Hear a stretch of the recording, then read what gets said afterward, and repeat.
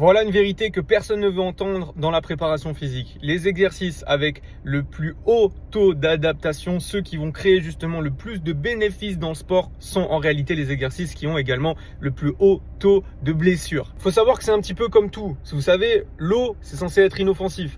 Sauf que si vous buvez 15 litres d'eau, vous pouvez mourir. Eh bien, c'est exactement le même principe avec les exercices que vous pouvez utiliser dans votre préparation physique, dans votre programme d'entraînement.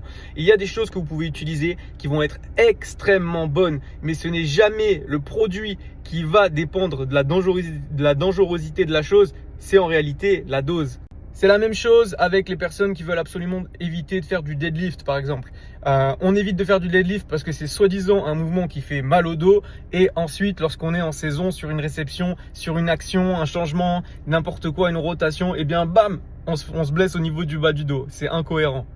Et il faut bien comprendre que il va y avoir un athlète A qui va effectuer ces exercices de manière intelligente et qui va les programmer et qui va être prêt justement pour pouvoir entamer sa saison sportive, et un athlète B qui va refuser de faire des entraînements avec ce genre d'exercice-là et qui ne sera pas prêt avec logiquement un taux de blessure qui va être beaucoup plus élevé qu'un athlète A.